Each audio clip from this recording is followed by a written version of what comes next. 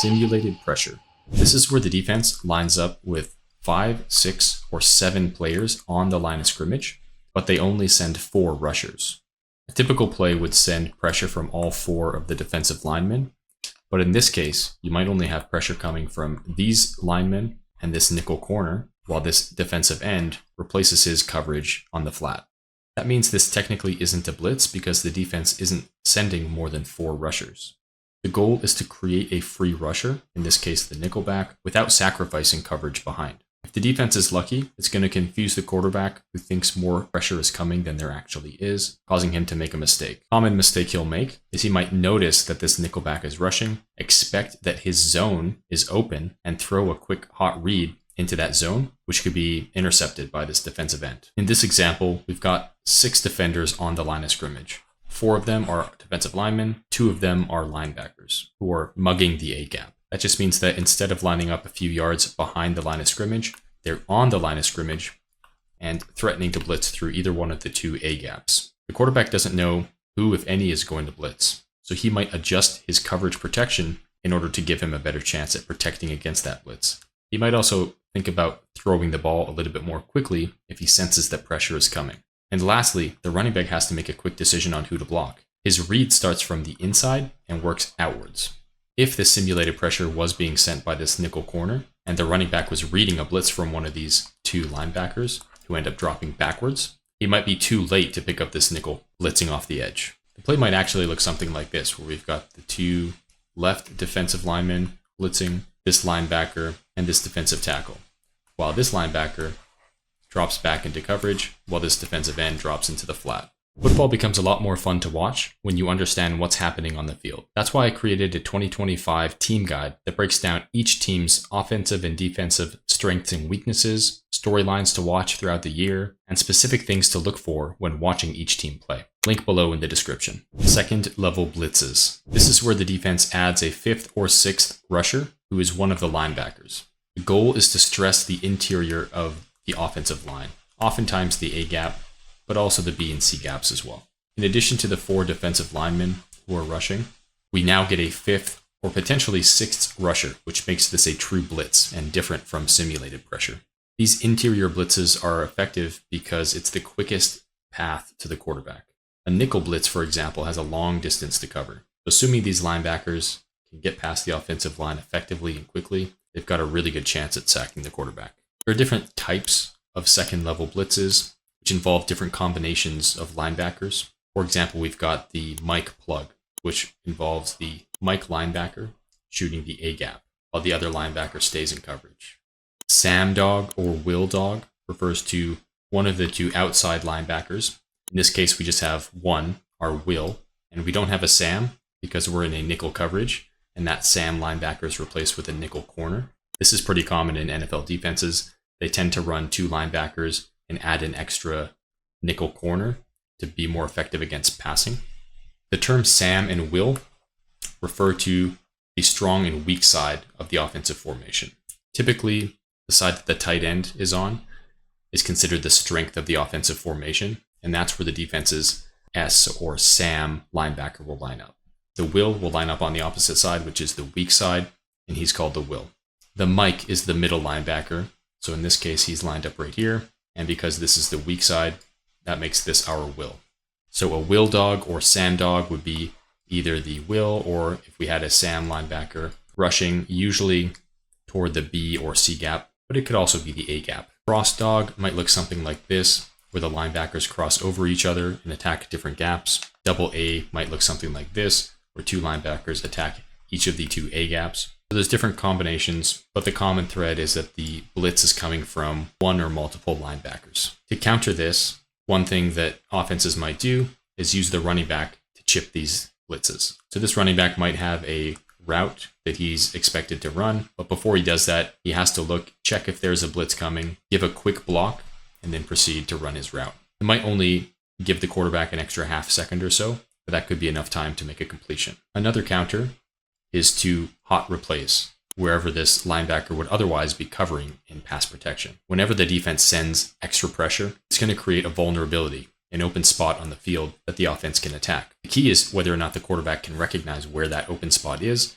and make a completion to that spot quickly. So if this defender is typically responsible for this hook zone and the offense can anticipate that a blitz is coming, then he can either call a play or call an audible so that he has a player running a route into that spot and to make a quick completion. But the way that elite offenses protect against blitzes is by sliding their offensive line to protect on the correct side. Slide protection. What this requires is for the offensive line to correctly identify who the Mike linebacker is. Let's look at an example. So what we're looking at are 4 defensive linemen on the line and 2 linebackers who are threatening blitz. The offensive line needs to figure out who is blocking who. This is their protection assignment. They call the play in the huddle, they get up to the line of scrimmage, and they see the defense line up in this formation. They can make an adjustment, a slide protection. And that starts with identifying which linebacker is the Mike. Now, in the defensive personnel, this might actually be the true Mike linebacker. But from the offense's perspective, all they're trying to do is identify the Mike to inform the offensive line what their blocking responsibilities are. Now, let's say the defense is calling this play here, where this Sam linebacker, who's lined up on the strength side of the offense, is blitzing.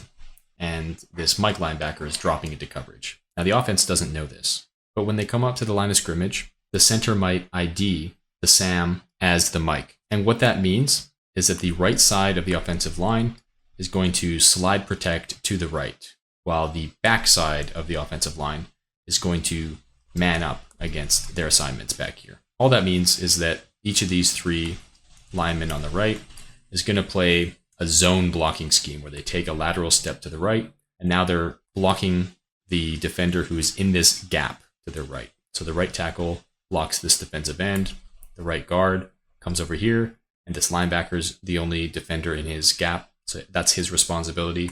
The center comes over here and blocks this defensive tackle, and then the 2 linemen on the back end are one-on-one against the defensive end and tackle. And then this linebacker, the Mike, goes unblocked. So this is a correct ID. They correctly identified the blitzer, and they have a successful protection.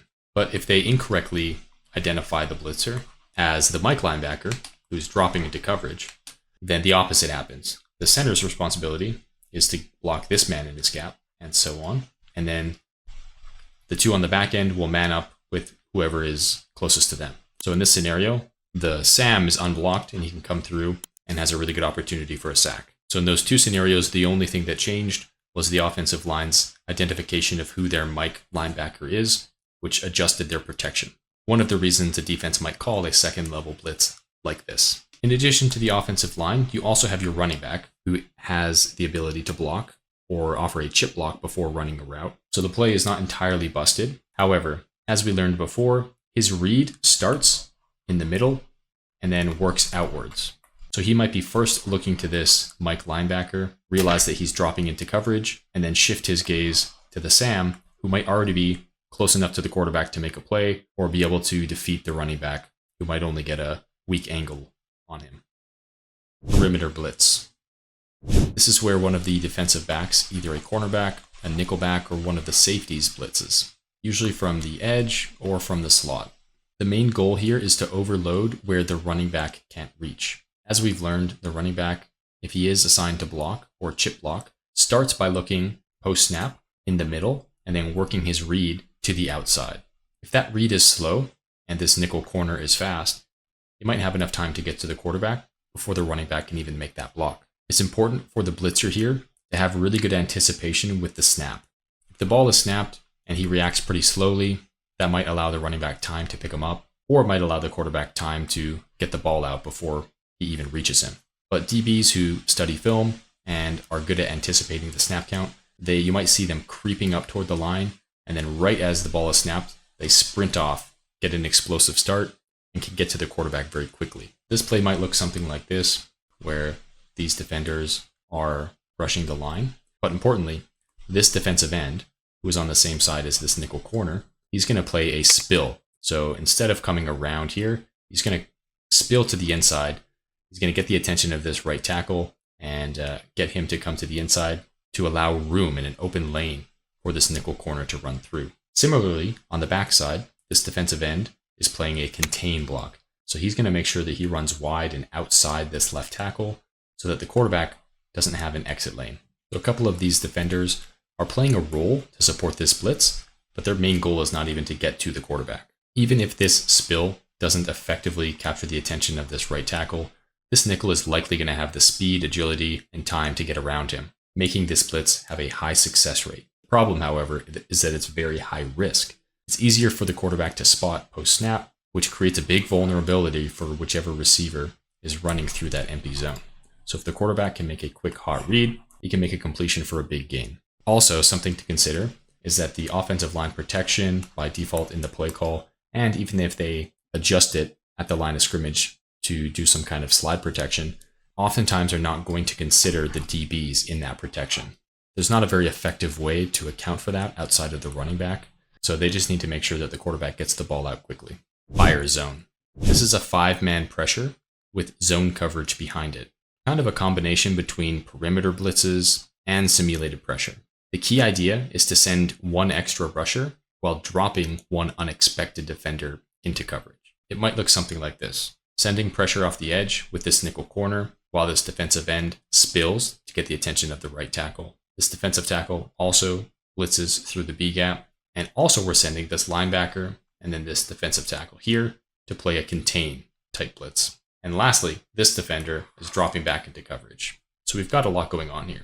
This linebacker and this nickel corner, of course, are the two unexpected rushers, while this defensive end is the unexpected player dropping into coverage. It creates a lot of confusion, which causes turnover potential for a quarterback who misreads and maybe throws hot into this zone over here as he's looking away from this high amount of pressure on the right side.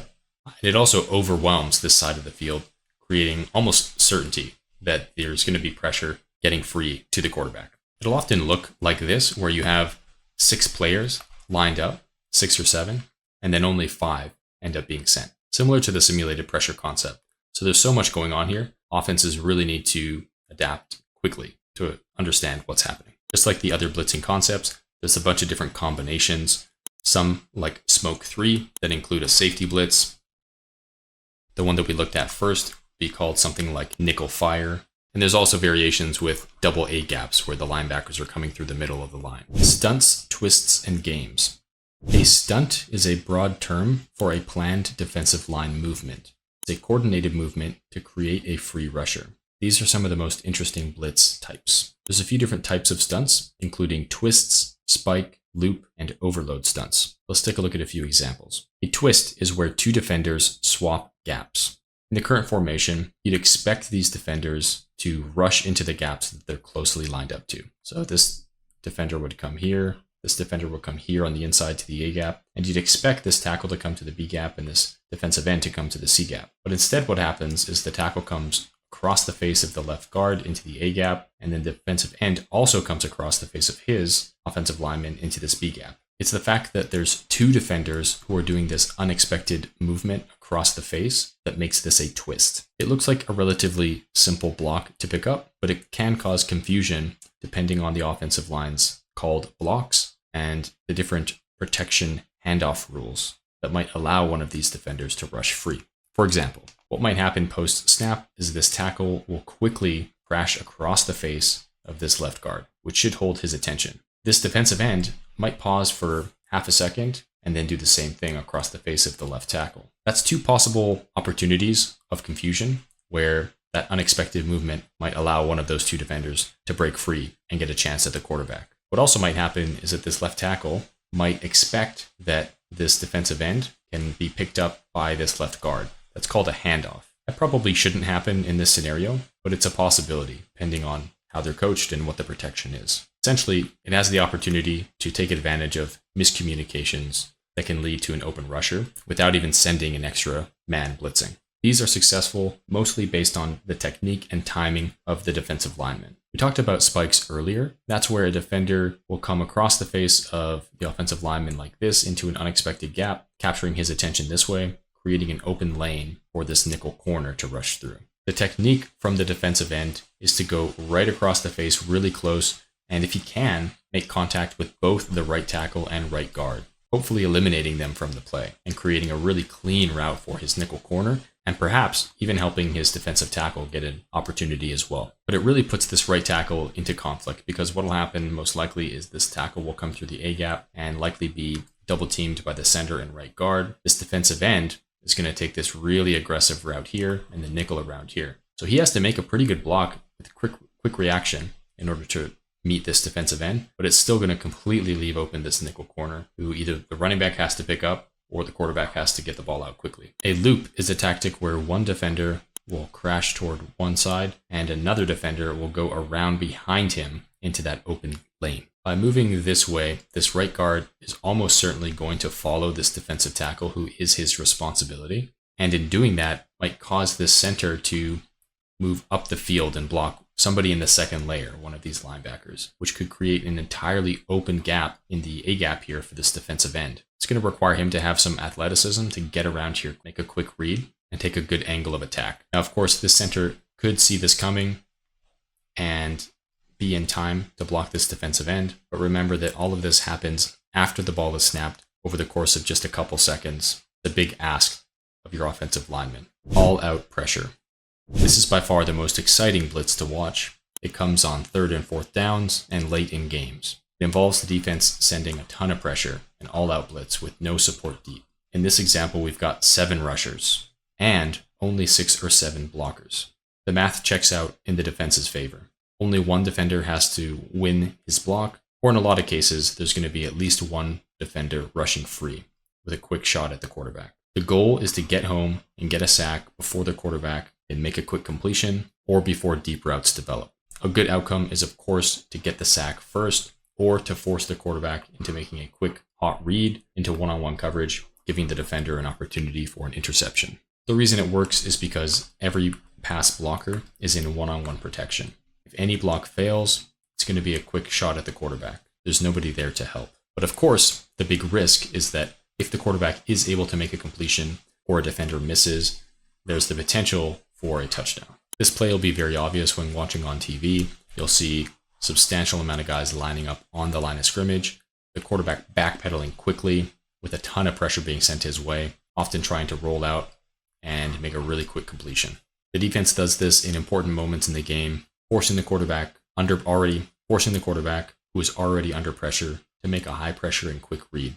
High risk, high reward. One way offenses like to counter all-out pressure is by using bunch formations. Bunch formation is where you've got 3 receivers lined up in this close triangle on one side of the field. And the reason this works is because it creates conflict for these defenders who might get in the way and create these natural picks.